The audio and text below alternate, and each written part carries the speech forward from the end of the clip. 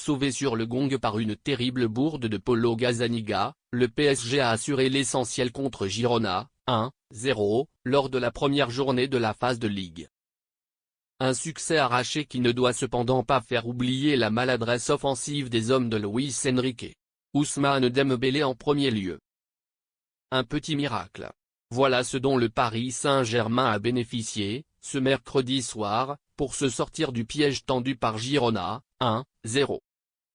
Opposé à la sensation de la dernière saison de Liga lors de la première journée de la Ligue des Champions, les champions de France en titre ont finalement été sauvés dans les ultimes secondes sur une terrible erreur de Paulo Gazzaniga, 90e. Sur un dernier centre tendu de Nuno Mendes, le portier argentin se trouait totalement, laissant le cuir filer entre ses jambes et offrant, par la même occasion, les 3 points au club de la capitale. Un cadeau inespéré au regard de la prestation insipide livrée par les Parisiens pour ce premier rendez-vous européen.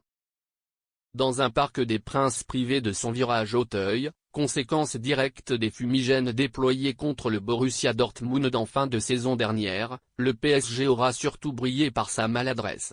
Symbole de cette impuissance offensive ? Ousmane Dembélé.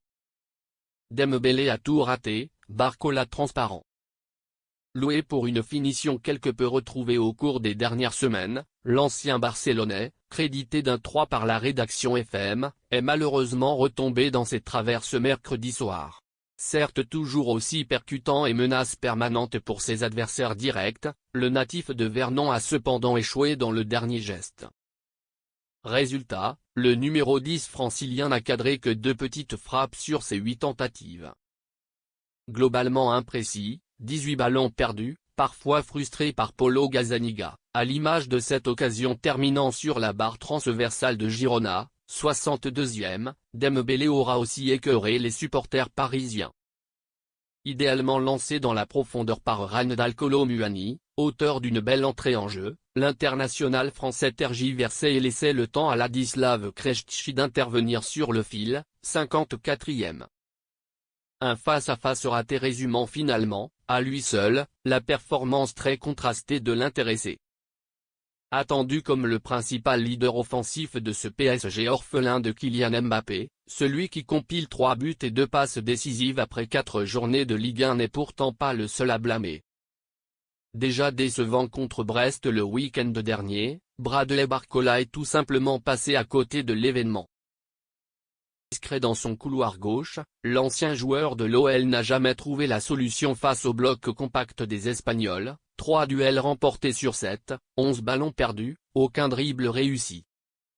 Malgré quelques décalages intéressants en début de rencontre, Marco Asensio a de son côté jeté l'éponge peu avant la pause, victime d'une blessure à la cuisse droite. Si son successeur, Randal Kolo Muani, a bien tenté d'apporter au retour des vestiaires, la réussite lui a finalement également échappé, 0 tir cadré sur 5 tentatives. À noter, à ce titre, que le PSG n'a cadré que 5 petites frappes sur les 26 tentatives du soir. Une statistique ô combien parlante, résumant le manque d'efficacité offensive. Luis Enrique n'est pas inquiet. Présent en conférence de presse après la rencontre, Luis Enrique a pourtant souhaité défendre ses joueurs, à commencer par Bradley Barcola. Bradley c'est toujours le même joueur, vous l'avez idolâtré il y a 2 semaines mais moi je ne fais pas de comparaison. Ce qui m'importe c'est le présent, notait le technicien espagnol avant d'ajouter, si on regarde les occasions c'est très favorable pour nous mais oui on n'a pas eu le réalisme avec nous. Et de conclure, un manque d'efficacité ? On en marque 4 en moyenne, c'est le foot, un merveilleux sport. Ce soir, il n'y a eu qu'un but. C'est injuste de voir des problèmes là où je n'en vois pas. Un manque de réussite également pointé du doigt par Achraf Hakimi en zone mixte. C'était un petit peu frustrant de ne pas marquer parce qu'on s'est créé beaucoup d'occasions mais on a manqué dans la finition. Finalement, on a pris des bonnes décisions à la fin et on a trouvé la solution et on repart avec cette victoire. Relancé sur le sujet, Willian Pacho avouait lui aussi la défaillance des Parisiens dans ce secteur, sans pour autant s'alarmer. Les occasions manquées ? C'est le football, ça fait partie du football, on va continuer de travailler sur cet aspect pour s'améliorer mais ce soir nous repartons avec les 3 points.